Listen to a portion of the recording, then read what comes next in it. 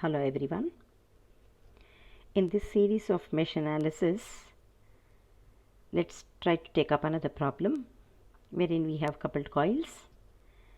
Let us see as to how to write mesh equations for a given network having coupled coils. So the network has got three inductors. There exists coupling between L1, L3, L1, L2 and L2, L3 as indicated by different symbols having specific mutual coefficients of mutual coupling. Right? To begin with, we need to assume the currents in the network. Let's assume clockwise currents as our convention goes. And then let's proceed. I'm assuming a clockwise current of I1 amperes here, and I write I2 amperes here. Okay. So as before, my practice is to convert all the mutually induced EMFs into dependent sources so that there won't be any mistake while writing the equations. Alright, let us try to rewrite the network along with the dependent sources. So all the mutually induced EMFs are indicated as dependent sources. Let's see as to how to do. Alright, so it's going to be this way. Let me rewrite the network. I will write it all over again. Instead of copying the network, I'll write it all over again. I'll take my white pencil, then let me write slowly and let me write it neatly. Okay, so we have our R1 first. Okay, R1 is written as it is. Then I try to write my L1 again as it is.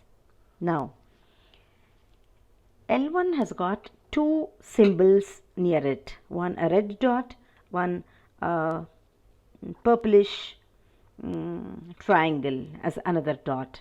Okay, so as I told you earlier, all the symbols are referred to as dots, though they are different in shapes. Alright, so we have got two dots near L1 indicating that there are two mutually induced EMFs in L1. One because of the dot present near another coil and the triangular symbol present at some other coil. So I will try to write two sources here which I call as dependent sources. Okay, so this is my dependent source. I'll try to copy this source and then put wherever I want. This is the best I can have. Okay, so let me copy this, copy, let me paste, make it a little away. Okay, so this is my L1 I have completed, so I'll go to L2. So let me pick up my pencil back, then I will put my L2. There again near L2 I've got two symbols. So even in L2 you've got two mutually induced EMFs. So we need to write the two dependent sources. I would again have to maybe I erased it. Okay, let me rewrite it. This is my L2, so I will now pick up the source. I'll copy, I'll paste it here. I'll paste one more because I need two of them. So I will try to do this adjustment of picking it up and then pasting it properly. This pasting thing sometimes is a little painful. Well, let me not bother too much about it. Let me try to see if I can erase one line slowly. Yeah, all right, that should be sufficient. Okay, so I have written L2, then from L2 I have got a R2. If I complete this path, okay, Now I'll write another inductor which is present here, that is L3 I will write, and try to take L3. Then I will have to have dependent sources. How many? 2 again. I suppose it's evident. The number of symbols indicate the number of dependent sources you need to have. It is that simple. Let me write it down. That's much easier at times than picking up and copying and pasting. I feel writing could be easier.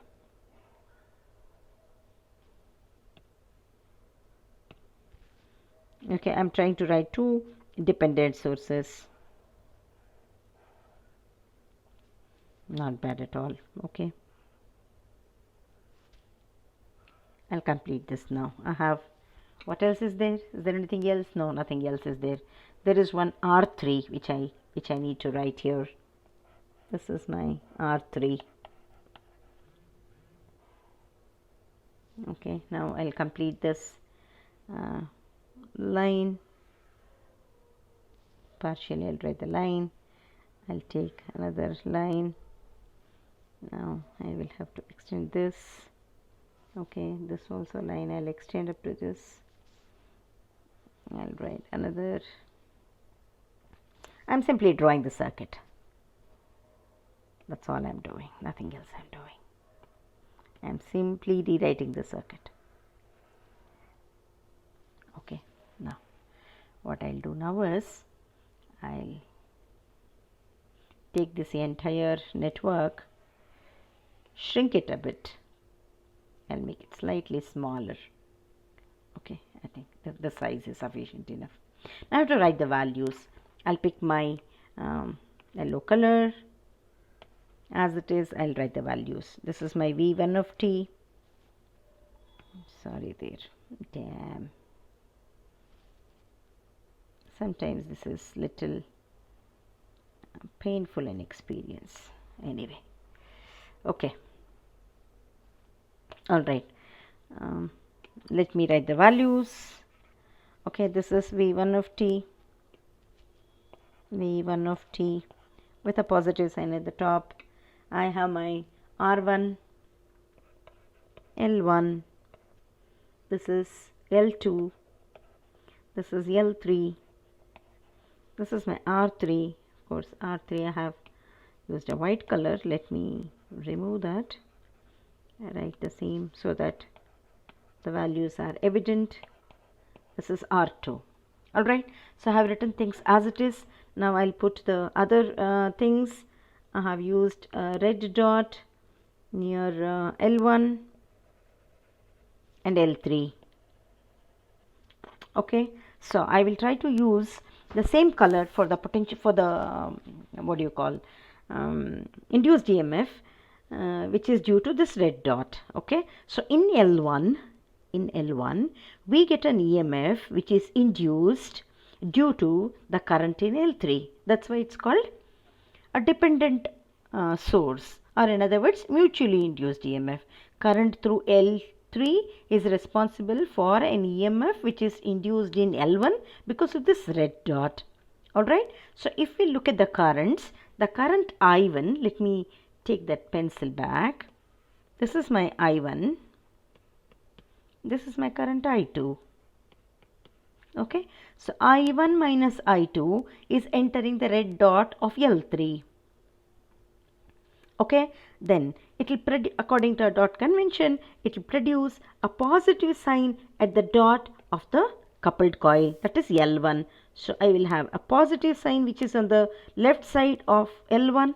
Positive is on the left side of L1. So I'll put positive sign and negative sign on the right side. So the magnitude of this is given by the coefficient of mutual coupling, which is M13. So I'll write it as M13P. The current that enters L3 at the dot is I1 minus I2. I will write it as I1 minus I2. Alright, that is one dependent source I am able to get because of that particular red dot. Now I'll go for this purplish symbol, that is a triangular symbol.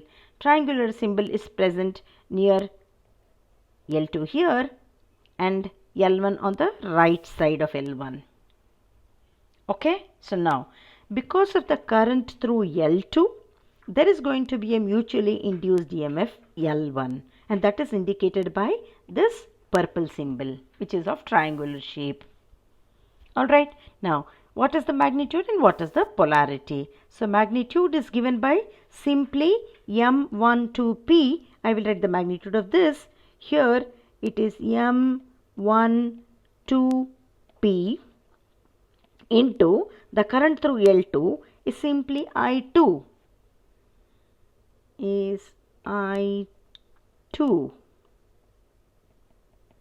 Alright, this is I2 is the current. Okay, M12P into I2. So what is the polarity? How to decide the polarity? We have to see whether the current I2 enters the dot or leaves the dot. Dot here I mean is this triangle.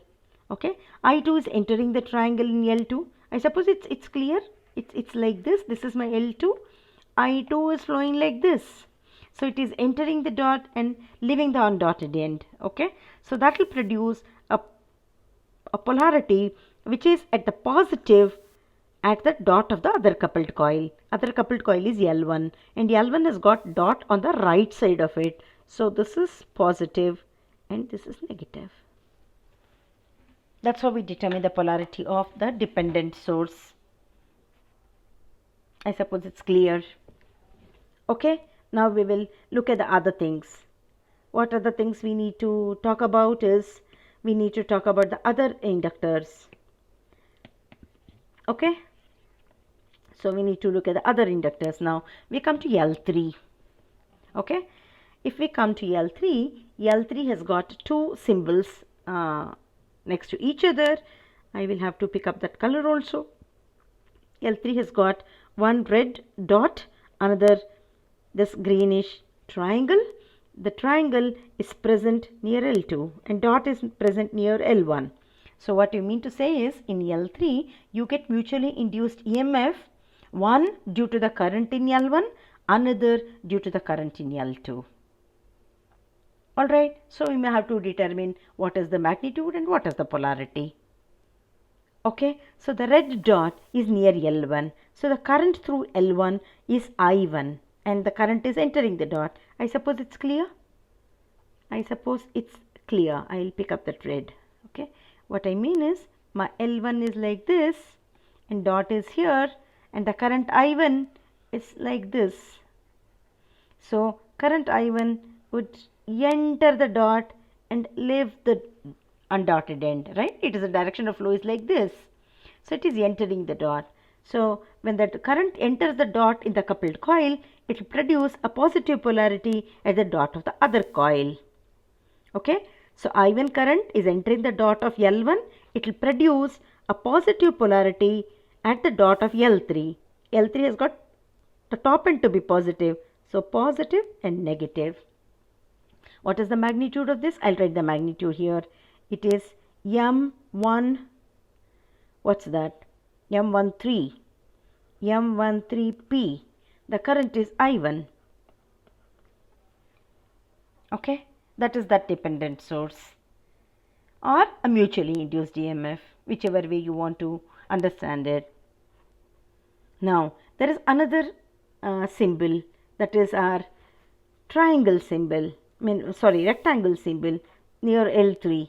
So there is going to be a mutually induced EMF in L3 because of the mutual coupling it has with L2, because similar dot is present near L2. This is the dot I am referring to. Alright, now we may have to find out the magnitude and the polarity. What is the magnitude of the induced EMF?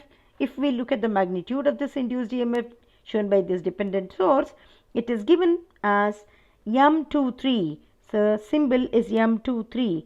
So I'll write it as M23P. And what is the current through L2? That is I2. Okay. How is the polarity? What is the polarity? Current I2 is leaving the dot. When the current leaves the dot, it will produce a polarity which is negative at the dot of the other coupled coil. Other coupled coil is L3 and dot is at the top. So it's negative here, positive here. Alright, so we have completed L3 also. Now we have to come to L2. L2 coil is there with 2 dots. So two mutually induced EMFs as shown by 2 sources. Alright, so what is the magnitude and what is the polarity? We have to determine. Okay, so this purplish triangle that is present near L2 is also present near L1. So current through L1 will produce a mutually induced EMF in L2. Alright, so current through L1 is I1 and I1 is leaving the dot. So it will produce a polarity which is negative here. I'll pick up the same color. This is negative here, positive here, and the magnitude is M1, 2, P into I1. Okay, then we come to the squarish dot, rectangle.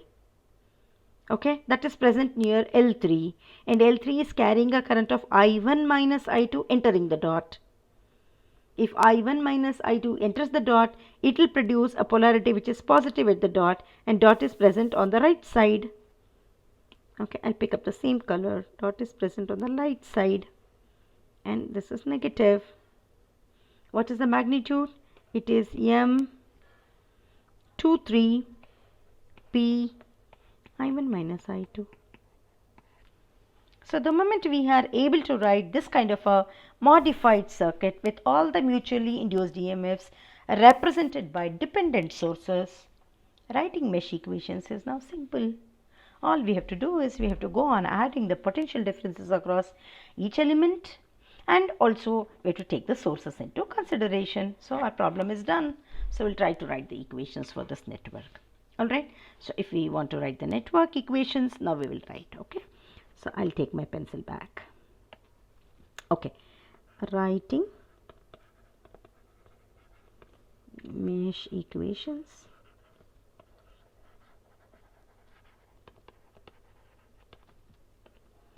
We get.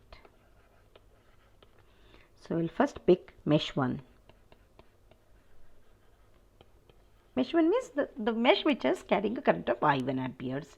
So we will start from top left corner. At least I have been adhering to that particular convention. I'll start always from this point, then I'll go in this direction. From here I'll go and come back to this point. That's my route. Okay, so every element I consider, I try to take the potential differences. Now coming back, what is my first element? My first element is R1. The potential difference across it in the clockwise direction is R1I1, and it's a drop in potential. I will treat drops to be positive. This is my R1I1. So our convention is drops positive. I mean voltage drops, of course. Voltage gain or rise in potential is taken as negative. That's a sign convention. Okay, so R1 I1 is the drop in potential. So L1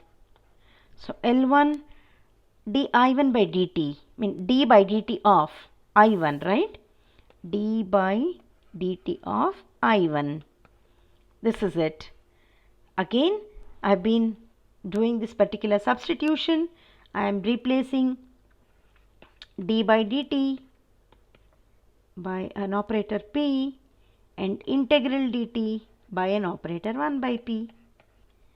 Okay, this substitution I am trying to do. So with that substitution I need not write d by dt. Instead of that I'll write p. So I'll do that. I'll erase this now. I'll do this as L1 p into I1. I suppose it's clear. Okay, then we come to the source. In source we look at the polarity. We're going from positive to negative. As we move from left to right or in the clockwise direction, we're coming across positive to negative, right? Positive of the source, red positive, then negative, and that is drop in potential, and drops are positive. So I'll take positive. This is M13P into I1 minus I2. Next source has got negative to positive, rise in potential. I will take it as negative, and the magnitude is M12P into I2. Okay, then I come to L3. I'm going in the clockwise direction from top left corner till back to the same place in clockwise direction. So I hit L3. So L3 has got a self-induced EMF of L3P, and the current that it carries in the clockwise direction or from top to bottom is I1 minus I2. Alright, so that is a self-induced EMF.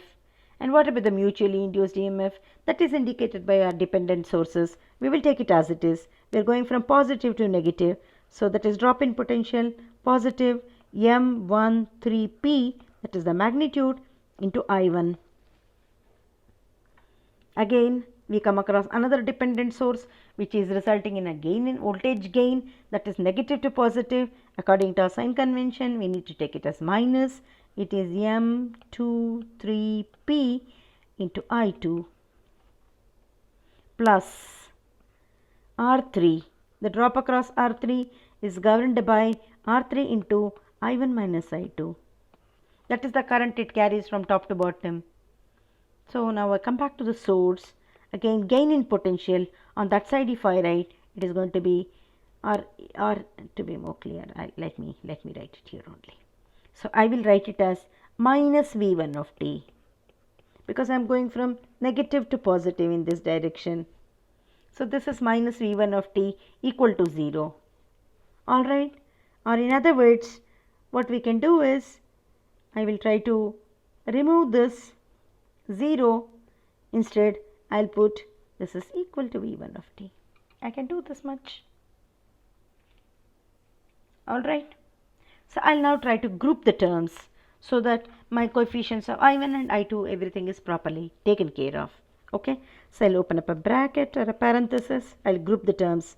My first term is R1, L1P. Then I have plus M13P. Then I go straight to L3P into I1, then plus M13P again into I1 plus R3 into I1. 1, 2, 3, 4, 5, 6 terms. Do I have 6 terms? 1, 2, 3, 4, 5 and 6 terms into I1. We may have to be careful. We should not make mistakes here. Plus, I will now group terms of I2. So again I open up a parenthesis. I will take the first term. I am coming across minus M13P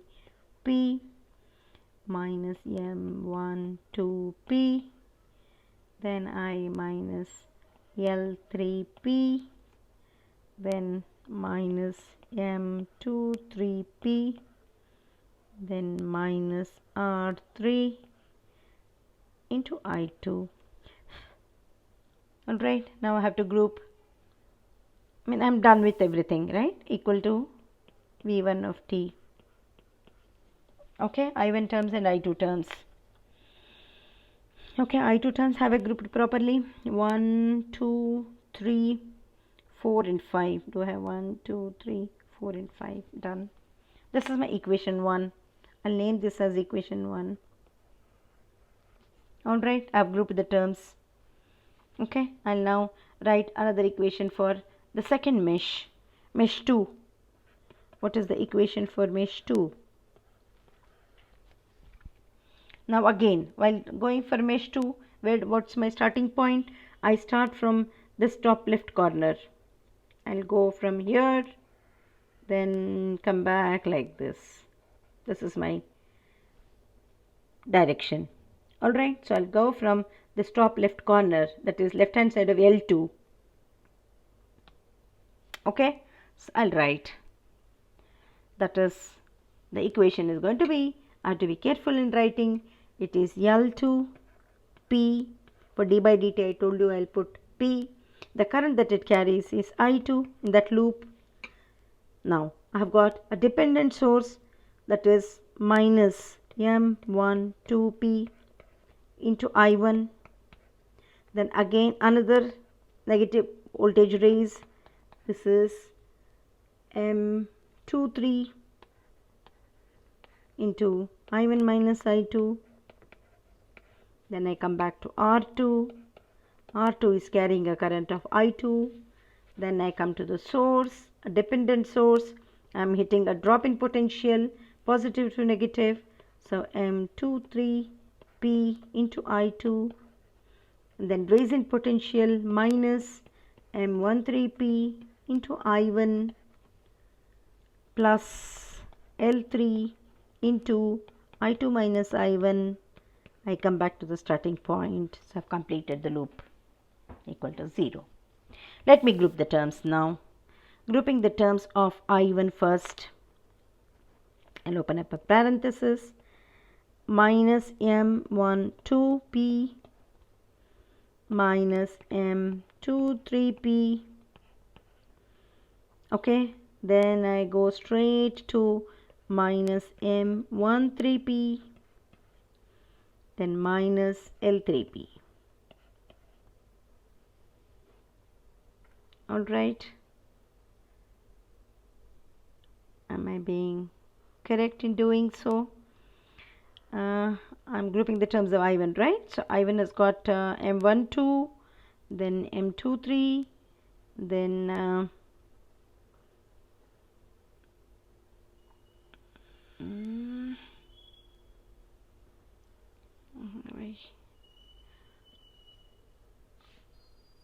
oh, I have missed out this R3, I suppose, right? Here I have missed out R3. That's why there is an error. In second equation, what I mean is before the sources, I need to take R3 also, which I have left out.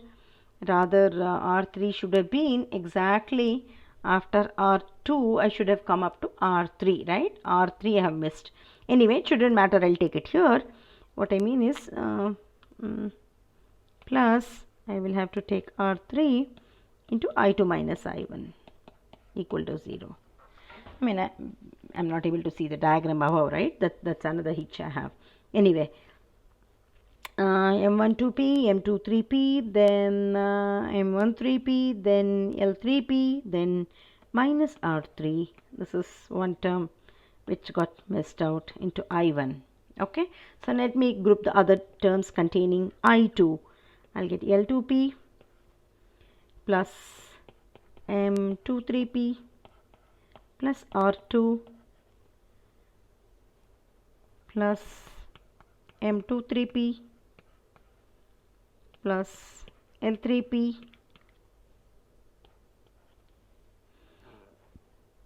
plus R3 equal to 0. This is equation 2. Let me not, yeah, this is equation 2. This is equation 2. All right, so I suppose I have carefully grouped the terms, picked the terms. Let me check once before I go to the next step. L2P is done. Then this is M23P, that is positive, then R2, then M23P, then I come to L3P, then R3, I suppose, into I2 equal to 0. So we have grouped the terms properly and we have written the equations. Now you can put these equations in the matrix form and that will be the representation in the matrix form. Okay, so here let's put it in matrix form and let's try to see. Let me group the, the thing is I won't be able to see. Anyway, let's see one important thing here. This particular component is identified as Z11. This is identified as Z11. Okay, and whereas this particular component is identified as Z12. Okay, the impedance that is common between the first and the second. So in the second equation, the first element, this is Z21. What I wanted to emphasize here is it's observed that Z12 equal to Z21. This has to be true. You have to be careful there. One can check for whether they're same or not. And this element is something that we call as Z22. So if we write the impedance matrix as Z11, Z12, Z21 and Z22, This is our impedance matrix, whereas these two off diagonal elements, that is Z12 and Z21, should be equal. Okay, whereas the diagonal elements, they are unique, they're distinct. Alright, so that is what I wanted to convey here. Okay, maybe in the next problem I'll be able to accommodate space and I'll write it in the matrix form. Here we will leave it as it is, like we will leave it in the equation form only. In the next video I'll try to put it in matrix form. Anyway, what I'm trying to emphasize here is we can check whether this is true or not. Z12, is it equal to Z21? Let's check. Where is the Z12? Okay, Z12 is here, Z21 is here. Let me check term by term. So M13P, do I have one M13P here? Yeah, I have one M13P here. M minus M12P minus M12P minus L3P minus L3P minus M23P minus M23P minus R3 and minus R3. We can always check it out. For this to be true, this is true. Alright, so that's how we write the equations in matrix form.